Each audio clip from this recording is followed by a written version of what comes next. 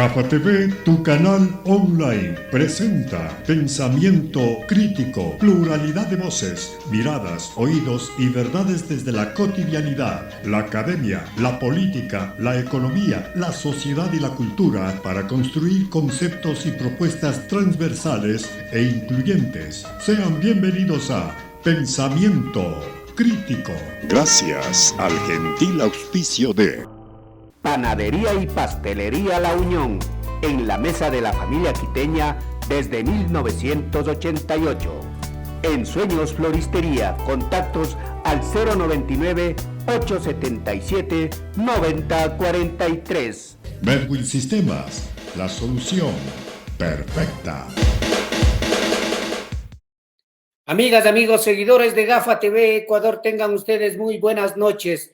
Gracias por estar siempre pendientes de nuestras redes sociales. Nos pueden seguir en Facebook, en Twitter, en Instagram, en YouTube y por supuesto esperamos un like en nuestra página web www.gafatv.com.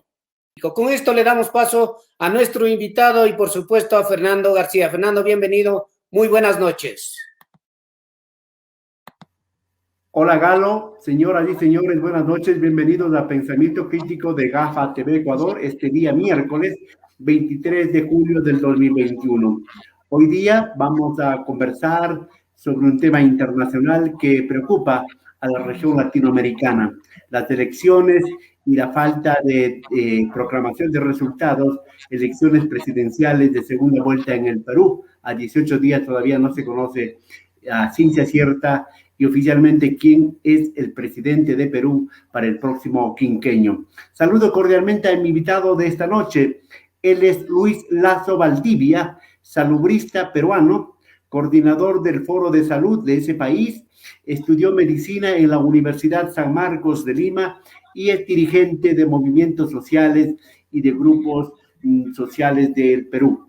Luis, muchas gracias. Bienvenido a Ecuador a través de la tecnología, a través de esta magia que es el Internet. Buenas noches, ¿cómo se encuentra? ¿Dónde está usted, por favor? Luis, buenas noches. Muy buenas noches, Fernando. Muy buenas noches, Galo. Les agradezco a ustedes y a GAFA TV de Ecuador por la invitación que me hacen. Yo vivo en la ciudad de Lima. Estamos aquí en todo el núcleo centralizado del país. Muy bien, Luis. Para comenzar, antes de hablar de las elecciones, de este sinnúmero de cosas que se han dado en el Perú que impiden que se proclamen los resultados electorales de segunda vuelta para presidente de la República, quisiera saber un poco cómo estuvo el temblor, el sismo que anoche hubo de 6 grados con epicentro en el océano, en la costa peruana. ¿Cómo fue ese movimiento? ¿Cómo fue ese sismo? A ver si nos cuenta un poquito cómo vivieron, por favor, en el Perú. Bien, bueno, fue un sismo bastante intenso. Ha llegado el de la noche, 9:54 de la noche, a 6.0 grados de magnitud, ¿no? Ha sido el epicentro al sur de Lima, en una provincia llamada Cañete, en una ciudad llamada Mala. Ahí ha sido el epicentro en el mar, ¿no? En el mar de Mala. Toda esa zona, ¿no? Junto con la ciudad y la región de Ica, son consideradas toda la zona tectónica de la placa de Nazca, que es la que genera permanentemente en esta zona de Sudamérica sismos, ¿no? Y no ha habido, felizmente, desgracias personales, ni tampoco no se han consignado. Felizmente no se han consignado heridos de gravedad, salvo caídas, luxaciones, que provoca siempre más bien la desproporción, ¿no? El poco cuidado de las personas en evacuar. Y no ha habido ningún tipo de muerte que lamentar, felizmente. Y daños materiales igualmente tampoco, ¿no? No se han consignado eso. En todo caso, fue un susto para los peruanos. Y Luis, usted que estuvo ahí, ¿sí se movió bastante? Fue muy fuerte, no ha sido solamente un susto, ha sido bastante de temer porque ha durado, yo calculo aproximadamente 1 minuto, reitero, con 6 grados de intensidad el de la noche, pero luego han habido otros 3 sismos, ¿no? Uno más en la mañana en la ciudad de Chilca, 2 en Chilca realmente y 1 en Ayacucho. En total han sido 4 sismos que han ocurrido en el lapso de 10 horas, desde las 9:54 de la noche y las 7 de la mañana del día de hoy. Muy bien, en todo caso, nos tranquiliza aquí en Ecuador, porque aquí somos hermanos latinoamericanos y vecinos, que no haya sido sino solamente un susto y que no haya mayores consecuencias de este movimiento. Pero hay otro movimiento, el movimiento político, el movimiento electoral, ese sismo y ese cisma que hay en el Perú, que ahora mismo está poniendo en zozobra. Pero antes de entrar a hablar del asunto electoral, yo quisiera que, Luis, usted, como peruano, como un académico, como un profesional, que nos cuente cuál es la realidad social, económica del Perú, porque aquí en nuestro país se habla que Perú es un país que está en vías de desarrollo, que Perú tiene amplia inversión extranjera, que Perú un sinnúmero de cosas, pero en todo caso sabemos también que hay una inestabilidad política y democrática desde hace años de atrás. Cuéntenos usted, ¿cómo está Perú realmente en lo social? Bien, en términos como se evalúa, ¿no? Y son los indicadores que evalúan ciertos sectores del país, de la política y de la economía, el Perú ha estado y se mantiene en un crecimiento económico desde el auge que hubo desde el año 2004 hasta el 2012, 2013, ¿no? Un gran crecimiento económico, cerca de 10 años de crecimiento económico por encima del 6% del PBI, ¿no? 6, 7, a veces 8. Ahora, después de ese auge, ha habido un proceso, digamos, de crecimiento. Se mantienen 1, 2, a veces 3% de crecimiento económico, pero eso no se contrasta, mejor dicho, contrasta el crecimiento económico del país con los inmensos bolsones de pobreza generada justamente por el modelo económico que concentra la economía en grandes rubros económicos, básicamente de exportación de recursos naturales y de cierta economía, ¿no? De mercado que es, digamos, promovida incluso desde el Estado, o el Estado se deja, digamos, operar por lobbies y mecanismos que permiten, por ejemplo, que la agroexportación crezca, que la minería crezca. Sin embargo, ellos actúan para poder reducir impuestos, ¿no? Para exonerarse de impuestos, incluso evadir impuestos, lo que al final genera unas zonas de pobreza allí justamente en aquellos lugares donde se extraen los recursos, para poner un ejemplo, que tiene que ver incluso cómo ha votado la población, ¿no? O sea, ha habido zonas donde se mantiene durante muchos años la pobreza, que se evalúa o se tiene como indicadores, por ejemplo, aspectos de nutrición, la anemia, aspectos de la salud materna, perinatal, aspectos de la alfabetización o la escuela, ¿no? Y los tipos de escuela en términos, por ejemplo, que en el Perú existen muchas escuelas que son rurales y a la vez son unidocentes, o sea, un solo profesor para todos los grados. Eso contrasta con una economía que crece, que no se redistribuye y que más bien se centraliza en las ciudades de la costa y obviamente mucho más en la ciudad de Lima, ¿no? En la capital, abandonando el resto del país. Sí, porque como decía Luis, en nuestros países, como en Ecuador, se ha hablado mucho del modelo chileno, el modelo colombiano, el modelo peruano, y siempre se saca a colación cuando se habla de inversión extranjera o de crecimiento a esos países, pero lamentablemente esos países, últimamente Chile, vimos desde el 2019 intensas manifestaciones que han hecho retroceder al gobierno de Piñera. Ahora mismo se está ya debatiendo e inscribiendo ya una nueva constitución para echar abajo la constitución de la dictadura de Pinochet. En Colombia han recrudecido hoy día las protestas, ya más de 2 meses, más de medio centenar de muertos, entonces yo no sé de qué modelo. En todo caso, la macroeconomía, los datos macroeconómicos no se compadecen, como usted dice, Luis, respecto con la realidad que se vive en nuestros países de América Latina. Es que el crecimiento económico no significa desarrollo social, por lo menos en el modelo neoliberal que implementaron en el país hace 30 años y que está pautado por la Constitución del 93 del Fujimorismo, que dio primero un golpe de Estado, instaló una nueva Constitución y tuvo 10 años de gobierno. Reitero, ese crecimiento económico no se corresponde a un desarrollo social de la población, ¿no? Sí, exactamente. Ahora sí vamos, y ahí ahora hablemos de la inestabilidad política, porque tenemos en Perú presidentes suicidados, presidentes presos, como el señor Fujimori, por ejemplo, ¿no es cierto? El señor Humala estuvo preso, el señor el señor PPK, el señor Pedro Kuczynski, Pablo Kuczynski, el Cholo, ¿cómo se llama? Toledo. Toledo está huido de la justicia. Entonces, toda esta inestabilidad y ahora mismo, en estos últimos tiempos,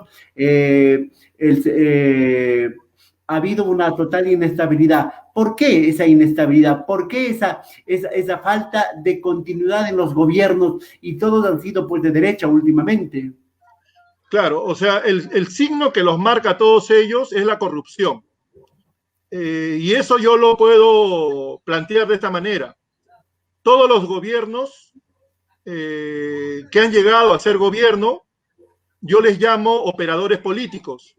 Esos operadores políticos para llegar hacen uso del poder económico fáctico, que no es un poder formal, y que utiliza a estos políticos como operadores de los fines económicos de estas grandes empresas que se asocian en la CONFIEP y en diferentes organizaciones o gremios empresariales. Reitero que actuando como lobby, actuando en forma coordinada, utiliza a estos políticos como operadores de los fines económicos de esas empresas. Y yo ahí concluyo. La corrupción es un tema lamentable que es transversal, yo diría incluso a nivel de todo el mundo, a nivel de Latinoamérica y en América del Sur también. En el Perú no es excepción.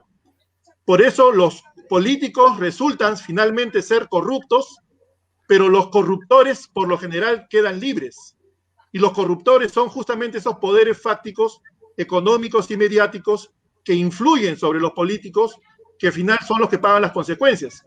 Porque los ponen, esos poderes económicos los ponen como gobernantes, con todo el apoyo económico, luego los corrompen para que hagan de la política los fines de la economía, de su economía, y finalmente meten presos a los operadores políticos y los corruptores quedan libres.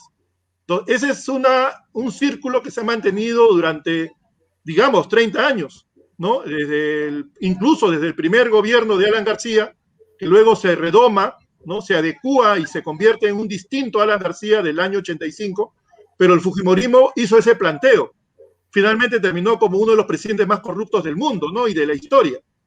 Luego, como usted mencionó, Toledo, García, Humala, Kuczynski, Vizcarra, ¿no? Como incluso todos involucrados en temas de corrupción. Sí, lamentablemente es una constante que hay en América Latina, en nuestros países. Ahora sí, vayámonos ya a lo de ahora. El 11 de abril hubo elecciones presidenciales de primera vuelta en el Perú. Ese día también se dio elecciones en Ecuador de segunda vuelta, en cambio, ¿sí?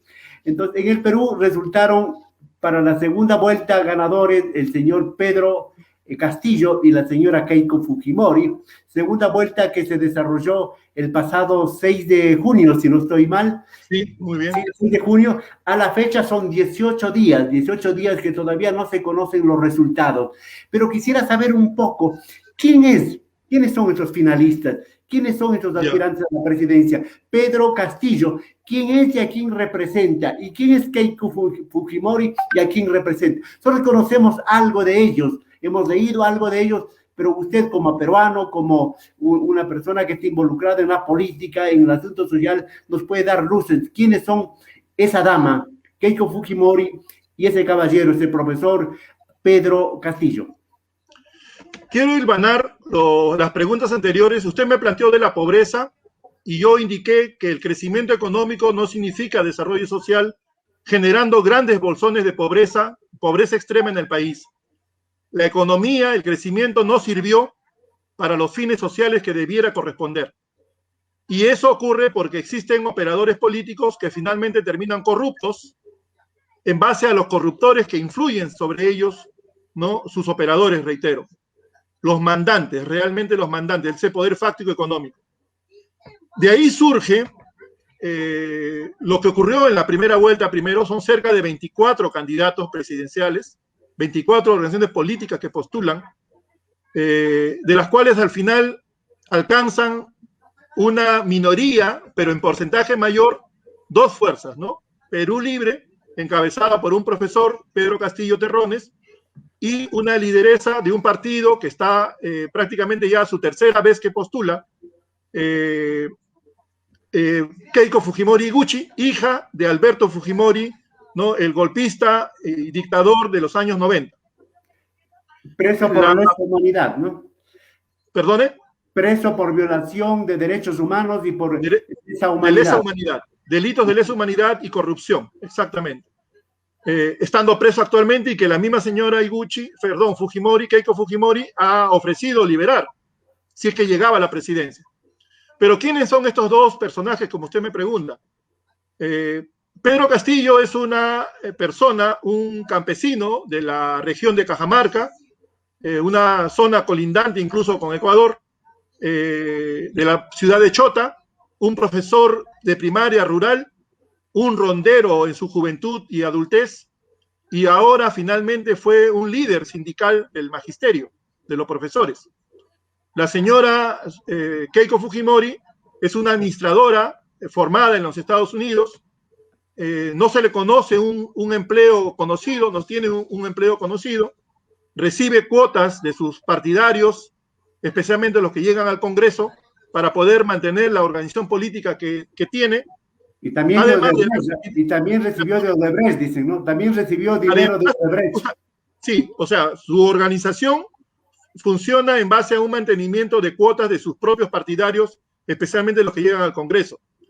Pero además sabemos que en las campañas políticas del 2011, 2016, y se supone que en la actual también, ha recibido y está en proceso por los dos periodos anteriores, especialmente el 2016, de haber recibido dinero de Odebrecht y de grupos económicos y bancos del Perú, ¿no? Además de una serie de mecanismos de, como le llaman, del retaseo, o sea, de estar dando cuotas, digamos, distribuyendo las grandes cantidades de dinero que recibían de estas organizaciones en pequeñas cuotas, ¿no? Que eran manipuladas o manejadas por militantes, ¿no?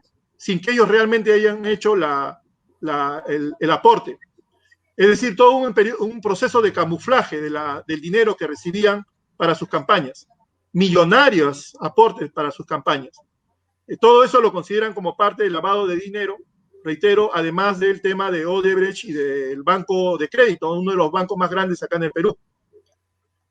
Castillo no es más que el personaje que le he mencionado, ¿no? Él iba a ser el vicepresidente de la fórmula presidencial de Vladimir Cerrón, de Perú Libre, cuando Vladimir Cerrón no entra, porque entra a un proceso judicial que lo sentencia, no puede postular, y optan porque Castillo encabece la lista, ¿no? Con su vicepresidenta, la señora Dina Boluarte. Entonces, esa es, digamos, la dinámica, pero las representaciones que finalmente tienen y que han tenido en la primera y la segunda vuelta, las representaciones que ellos tienen dos orígenes totalmente distintos, ¿no? Aquellos que buscan mantener el statu quo, ¿no? De las políticas neoliberales en el país, ¿no? Que mantiene un mercado libre, que mantiene un crecimiento económico, que mantiene exportaciones y también importaciones, que genera un modus vivendi de las ciudades muy distinto a cómo viven en pobreza y extrema pobreza las zonas rurales de los pueblos andinos y amazónicos. Incluso algunas pequeñas ciudades viven también en pobreza, en las zonas, reitero, rurales, andinas y amazónicas. Entonces, al final, esto se ha reflejado en la votación en la segunda vuelta, ¿no? Llegando a esa casi paridad por poco margen a favor de Castillo, pero que ha significado un país prácticamente partido en dos en términos de voluntades políticas. Luis, ya con esa graficación de quiénes son los candidatos, en todo caso, ¿por qué 18 días después no se proclaman los resultados? Porque ya hubo el conteo y hubo ya un margen, no tan amplio, pero margen al fin de ganancia a favor de Pedro Castillo. Porque a Pedro Castillo le ponen como demonio, le ponen como comunista, le ponen como terrorista, le ponen como senderista. ¿A qué le tienen miedo en Perú los sectores de la señora Keiko Fujimori, apoyado por el escritor Vargas Llosa. ¿A qué le tienen miedo? A un profesor que tiene como herramienta un lápiz, por ejemplo, y que dice que no es posible que en un país rico hayan pobres y se muera de hambre. Claro, la consigna del profesor Castillo es no más pobres en un país rico. Y lo que ha ocurrido es que justamente aquellos factores lobistas en lo político, como Mario Vargas Llosa, su hijo Álvaro Vargas Llosa, la propia Keiko Fujimori en su más íntimo sentir, no aceptan una derrota que se ha plasmado en las urnas y que el único organismo por el cual pueden contarse los votos no son las encuestadoras, no son los medios de comunicación, no son los grupos de interés, sino solamente el organismo que es la OMPE, la Oficina Nacional de Procesos Electorales. Ellos son los que hacen el conteo. Y una instancia superior que tiene dos partes, que son el Jurado Nacional de Elecciones con sus jurados especiales electorales, que están en todas las regiones y provincias del país. El conteo en las encuestas, el mismo día 6, llevó en un segundo momento, porque en el primer momento a boca de urna decía que ganaba Keiko Fujimori, pero al 100% del conteo de boca de urna se quedó en 50.2 para Castillo y 49.8 para Fujimori. Y de ahí ya empezó el conteo real de actas procesadas y actas contabilizadas que solamente duraron 2 días. O sea, el domingo mismo ya teníamos un primer dato de la OMPE. En la madrugada de lunes, en la mañana de lunes, en la noche de lunes, seguían dando datos cada media hora. Y el martes ya teníamos un resultado prácticamente final, el cual le era adverso a la señora Fujimori. Ella rechazaba, indicando que ha habido un fraude desde el primer momento, generando procesos legales, que yo le llamo leguleyadas, porque son formas de interpretar la norma y la ley, buscando al extremo de, por ejemplo, pretender eliminar actas completas de electores en cerca de, inicialmente ellos mismos lo plantearon, cerca de 500.000 de votos. Luego se concreta en que eran cerca de 1.000 y tantas actas, lo cual significaban algo así como 200.000 votos. Querían eliminar actas donde ellos habían perdido en las regiones del país. Luego esas fórmulas no le aceptaron. Primero ha habido plazos que no cumplieron, normas que no cumplieron, como pagar el derecho de trámite, ¿no? No han sido 900 o 1.000 las actas que se pide nulidad, así se llama el término legal, ¿no? Pedidos de nulidad, y solamente han sido 135 que han sido admitidas. Y el fujimorismo lo que ha hecho es en varias instancias apelar, ¿no? Ha apelado en el momento del proceso mismo, del conteo, de los procesos de los jurados electorales especiales, y cuando los jurados electorales especiales le han negado en el 100% de actas su pedido, han apelado al Jurado Nacional de Elecciones, que justamente es el momento actual en el que estamos. El Jurado Nacional de Elecciones tiene que evaluar, procesar la apelación y generar sentencia. Y a partir de eso se cierra el conteo y se puede proclamar. ¿Y para cuándo cree Luis que puedan proclamarse sus resultados y saberse a ciencia cierta quién es el presidente electo de Perú que gobernará desde el 28 de julio, verdad? Ya, lo que manifiesta la defensa de Perú Libre, el doctor Aníbal Torre, que es un abogado constitucionalista y muy activo en esta dinámica del debate, incluso, él manifiesta que, primero, que ya hay un presidente electo. Eso lo ha dado la OMPE por los números. Y que el proceso de apelaciones que está llevando el fujimorismo a lo más duraría hasta este fin de semana, viernes, sábado, o el día lunes. Esas han sido las fechas y el día lunes cae 28. Y el 28 podría muy bien el Jurado Nacional de Elecciones como plazo máximo, según la interpretación del abogado que asesora a Perú Libre, que el día lunes 28 sería la fecha tope para la proclamación de Castillo. Castillo presidente, haciendo una abstracción, Castillo presidente de Perú a partir del 28 de julio.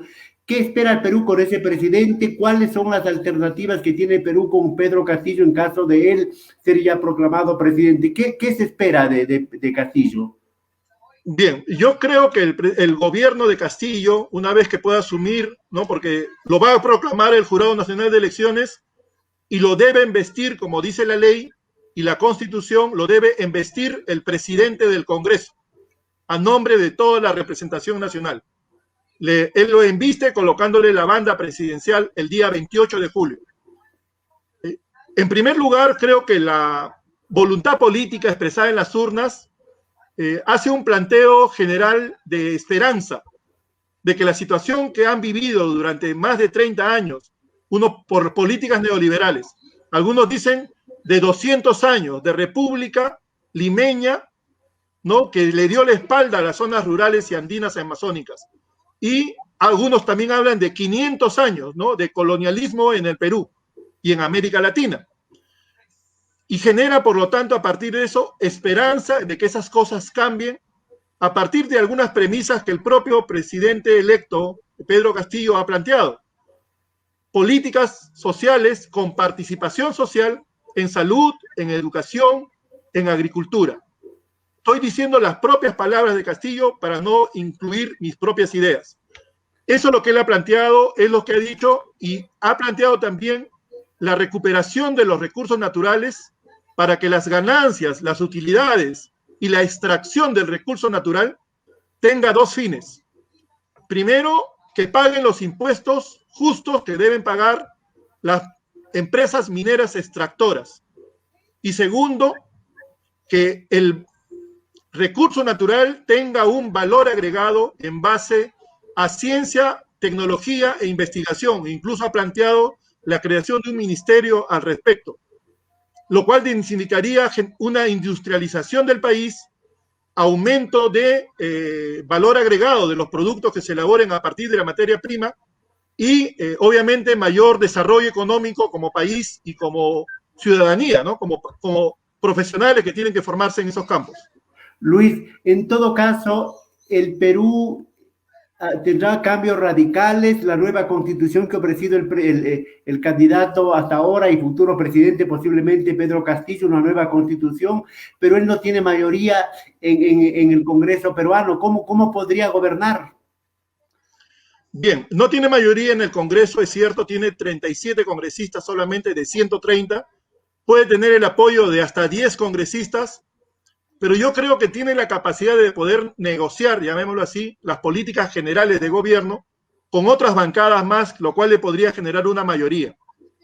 Eso significa mucha, digamos, creatividad en términos de la política misma y de las políticas sociales y económicas que desarrolle. Yo no creo que pueda significar en términos comunes que haya una radicalidad al extremo del temor que el propio fujimorismo ha creado para poder ganar.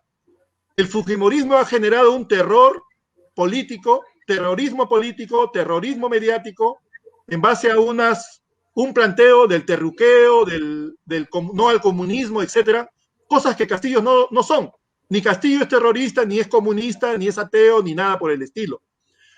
¿Qué va a ocurrir? Ya lo ha dicho el propio posible ministro de Economía o el vocero en el campo económico, el economista Pedro Franque, que lo que van a mantener es el equilibrio fiscal, que van así a hacer ajustes para que la política extractiva minera pueda generar mayores rentas para el país, que sí va a invertir, así lo ha dicho el propio Pedro Franque, en salud, en educación, en infraestructura, especialmente infraestructura vial y logística, ¿no? Y en desarrollo de la agricultura familiar, que es la inmensa mayoría del campesinado, y el desarrollo de las MIPES, pymes, en las ciudades y en las zonas rurales. O sea, más que invertir, como siempre ha ocurrido, por eso se han corrompido esos gobernantes, porque al final los pescan o los mismos corruptores los venden.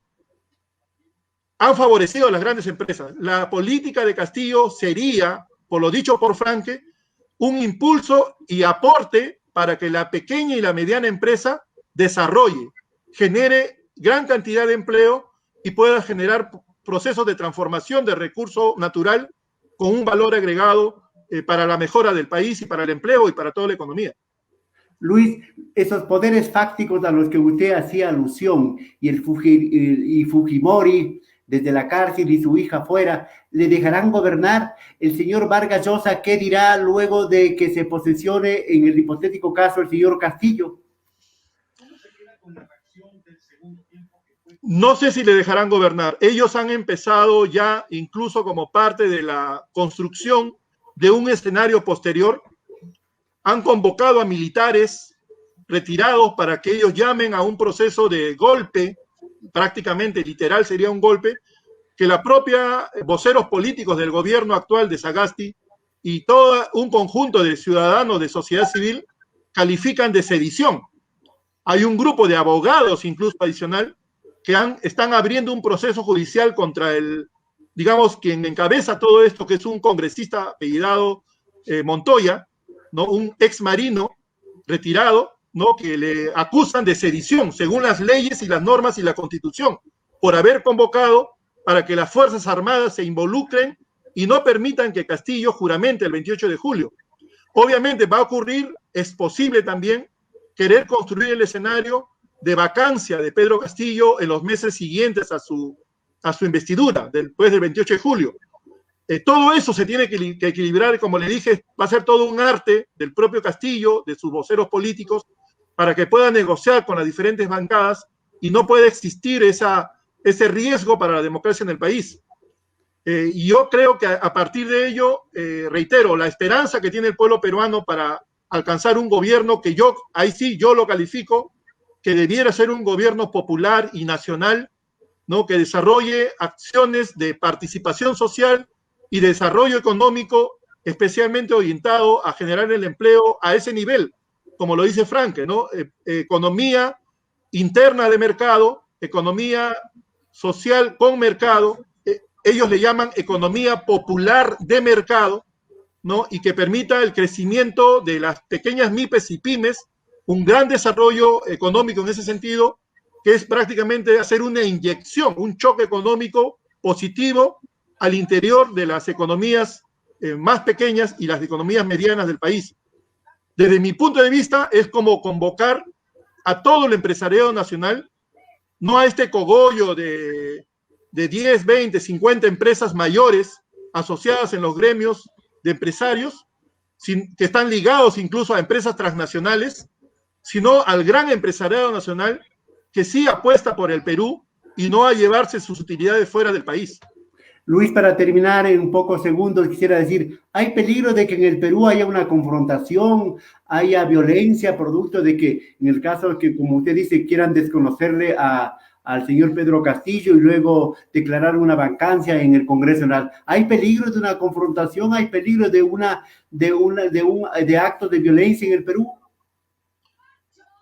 Yo creo que, en cierto modo, sí, por lo que se han exacerbado los ánimos a niveles extremos del anticomunismo o el terruqueo, como menciono, o la intencionalidad de un corte institucional del orden democrático por un golpe militar, ante el llamado que hacen estos militares retirados, o la vacancia misma, versus, porque aparentemente, según los estándares anteriores, Castillo podría vérsele solo, o sea, un ejecutivo solo.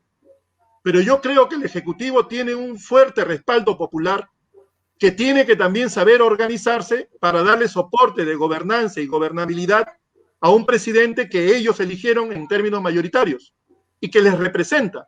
Las encuestas en estos momentos, en este momento del día de ayer que ha salido publicado, las encuestas hechas en términos de que si se considera lo que hace el fujimorismo es correcto o no, tira por el piso toda intención política del fujimorismo. La consideran que está actuando pésimamente mal ante el país. No la consideran la líder que ellos pudieran haber votado. Entonces, Fujimori se está cayendo sola y debajo de ella, quien le quería dar soporte, que es Mario Vargas Llosa, para responder su otra pregunta. Vargas Llosa se ha arruinado su vida política de ser un derrotado político por el padre de Fujimori a hundirse de la mano de su hija, de Keiko Fujimori, en lo más hondo ¿no?, de lo que puede significar la democracia en el país. En todo caso, la señora Keiko Fujimori, más que esperarle la casa de Pizarro, le podría esperar la cárcel, ¿verdad? Y el penal de Santa Mónica, como se llama el penal de mujeres acá en Lima. Muchas gracias. Agradezco a Luis Lazo Valdivia. Él es salubrista del Perú, está en la ciudad de Lima, nos ha dado algunas luces, algunas ideas respecto a lo que está pasando en ese país con la falta de proclamación de resultados. Luis, mucho gusto, muchas gracias por haber asistido a este diálogo. Muchas gracias, un abrazo a ustedes dos, Galo y Fernando, y a partir de ustedes a todos los hermanos y hermanas de Ecuador. Muchísimas gracias. Agradezco nuevamente a Luis Lazo Valdivia. Él es un salubrista de la República del Perú que nos ha dado algunas luces respecto a lo que pasa en ese país hermano, en el país vecino. Volveremos el día de mañana a seguir conversando de lo más importante aquí en GAFA TV Ecuador, en su programa de opinión Pensamiento Crítico. Señoras y señores, buenas noches. Hasta la próxima. Galo. Queremos agradecer al invitado de esta noche de Pensamiento Crítico y por supuesto a ti, Fernando. Pensamiento Crítico llegó gracias al gentil auspicio de Panadería y Pastelería La Unión, en la mesa de los quiteños desde 1988. Con esto nos despedimos hasta el día de mañana.